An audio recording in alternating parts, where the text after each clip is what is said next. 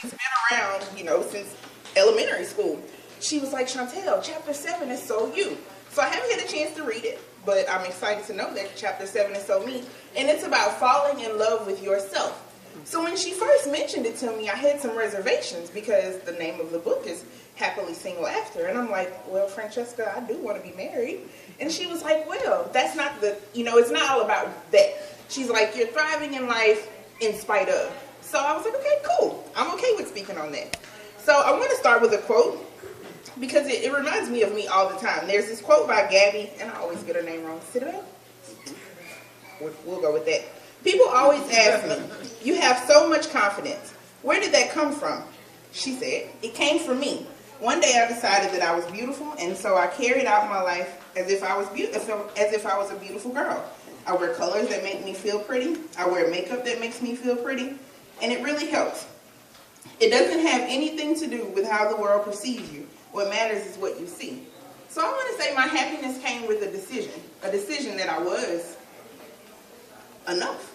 Even though the world might tell you you're not, that I decided that I was. So I just think back, and it hit me yesterday. She did kind of mention something about her book was falling in love with the fat girl. Well, I didn't necessarily have to fall in love with the fat girl because I've always been a big girl, and I've always loved being this big girl, me, in all my glory.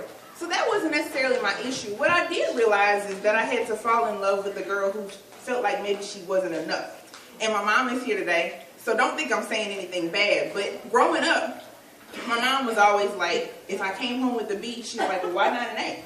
Or if I thought I had on a really cute outfit, she's like, well, why didn't you wear a bracelet? So it almost seems like nothing was ever enough. And my dad, once I accomplished something, he's like, what's next? What's your 5-year plan? I'm like, dang, Dad, I just did this. But it's like, okay, what's next? So in retrospect, I realized it wasn't that I wasn't enough. It's just that those people loved me and they had higher standards. So that's something I had to realize for myself, and that's the person I had to fall in love with. Because at some point, I was like, well, maybe I'm not doing enough. Maybe I'm not doing this. Maybe I'm not doing that. I want to say that self-love also came from reflection, just thinking about all of those things that maybe were a hindrance to your life, reflecting on those and thinking about ways you could change them. So my journey, I guess I would say, started a long time ago.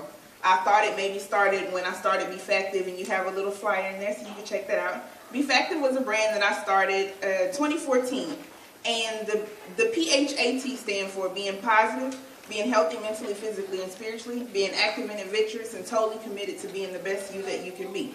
And that's what I strive to do in spite of.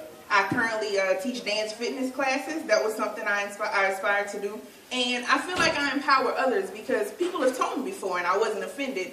When I was at the workshop training, the lady said, I looked at you and I said, if you don't stop, then I'm not stopping. She was like, I hope you're not offended by that. And I'm like, no, I'm not offended by that at all. And that's what I want women to see. Like, I want you to see that here this lady is, and she's doing this and she's doing that, and I can do it. I feel like that's a part of my journey. That's what I'm supposed to be doing. Travel. I think sometimes people decide that they don't want to travel, maybe for whatever reasons. I enjoy that. I just enjoy living life. I love and accept me. I do want to be married, but I decided to be happy single right here where I am. I want to close with a poem from one of my favorite authors. It's called The Me You Don't See. My journey has not been one without bumps and bruises. My past was no fairy tale filled with glee. My scars are of a different kind, mostly hidden to the world by the smile on my face. My mirror image doesn't always match my inner being, nor the image placed on display. My present has taken time to accept and embrace. But with each step, every day, I'm learning to love me, to adore me, to educate me, to lift me up, to embrace me, all of me, wholeheartedly, piece by piece. My future is a work in progress, so that can be the me that I'm destined to be. So I accept me, I love me, I'm a work in progress, and I want to be all that I'm supposed to be, which is enough. Thank you. Thank you very much, Dr. Parker. I love me, I accept me, and I'm going to be all the me I'm supposed to be. That works out wonderfully. I can't wait for you to read chapter 7, and you will see that you hit the nail on the head, falling in love with who you are. This book is going to bless so many lives. It's going to bless so many people.